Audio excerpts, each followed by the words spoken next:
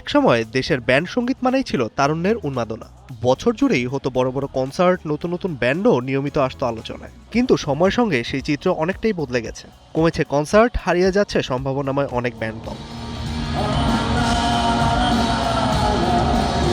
শিল্পীদের মতে এর অন্যতম কারণ উপযুক্ত কনসার্ট ভেন্যুর অভাব। এর সঙ্গে রয়েছে নিরাপত্তা, প্রশাসনিক অনুমতি, শেষ মুহূর্তে অনুষ্ঠান বাতিলের শঙ্কা এবং দর্শকদের আস্থা সংকট। সুস্থ জীবন, সুন্দর পৃথিবী। শুধু আয়োজন নয়, এর প্রভাব পড়েছে দর্শকদের ওপরও। টিকিট কেটে অনুষ্ঠান বাতিল হওয়ার মতো ঘটনা অনেককেই নিরুৎসাহিত করছে। ফলে কনসার্ট সংস্কৃতির পাশাপাশি ব্যান্ড সঙ্গীতের প্রতি মানুষের আগ্রহেও তৈরি হচ্ছে অনিশ্চয়তা।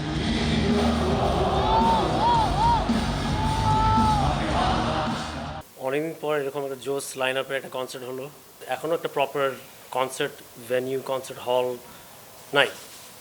আইসিসিবি ওর এই চিন্মৈত্রী যেটাই বলেন, এটা তো they were not designed for concerts, they were designed for conventions, press conferences আর কনফারেন্স। আজকের কনসার্টের অর্গানাইজারদের যে প্রুফ দেখাতে হচ্ছে যে আমরা পুলিশ পারমিশন পাইছি, সবই পাইছি, তো এখন কনসার্ট হবে, তো তোমরা আসো। এটা একটা স্যাড একটা বিষয়, মানে আমাদের ট্রাস্ট হারায় যাচ্ছে। বাংলাদেশ কিন্তু পজিটিভ এন্টারটেইনমেন্ট বলি বা শিল্প যদি বলি, সেটা কিন্তু ক্রিকেট আর এই ব্যান্ড মিউজিক।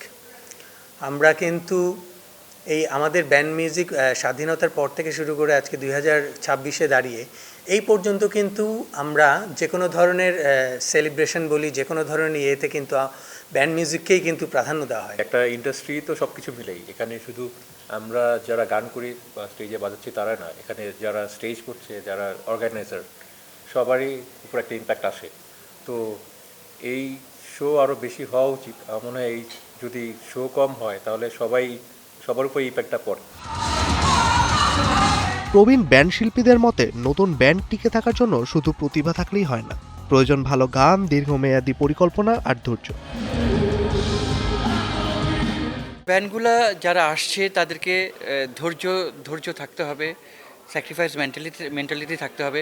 সবচেয়ে বড় কথা, ভালো গান তৈরি করতে হবে। যদি ভালো গান তৈরি না হয় তাহলে কোনো শিল্পী টিকে থাকতে পারবে না। কারণ দর্শক শ্রোতাকে ওই গান গ্রহণ করতে হবে, ভালোবাসতে হবে, ভালো লাগতে হবে, লাগাতে হবে, এগুলো দরকার। আর অনেকেই আসলে মিউজিককে প্রফেশন হিসেবে নিতে পারে না, কারণ ক্যারিয়ারের কারণে, স্টাডির কারণে সবাই দেশে বিদেশে চলে যায় বা অন্য প্রফেশনে চলে যায়। মিউজিকে যেহেতু ওই প্রফেশন হিসেবে নিবার আস্থাটা থাকে না, তা এই কারণেই অনেক ব্যান্ড স্টুডেন্ট লাইফে কন্টিনিউ করে বন্ধুবান্ধবরা মিলে, কিন্তু পরে এই কনফিডেন্সের অভাবে আসলে কন্টিনিউ করতে পারে না বলে হারিয়ে যায়। আর তাছাড়া এখানে মিউজিক প্ল্যাটফর্ম অনেক কম, ইন্টারন্যাশনাল প্রমোটার কম। এইগুলো যদি প্রপারলি থাকে তাহলে তারা আরও এনকারেজড হবে এবং একটা ভরসার জায়গা পাবে। তবে এখনও আশা হারাচ্ছেন না ব্যান্ড শিল্পীরা। তাদের বিশ্বাস আন্তর্জাতিক মানের কনসার্ট ভেন্যু, নিয়মিত লাইভ শো, নিরাপদ আয়োজন এবং শিল্পীবান্ধব পরিবেশ নিশ্চিত করা গেলে দেশের ব্যান্ড সঙ্গীত আবারও ফিরে পেতে পারে তার হারানো জৌলুস। মেজবাউদ্দিন, কালের কণ্ঠ।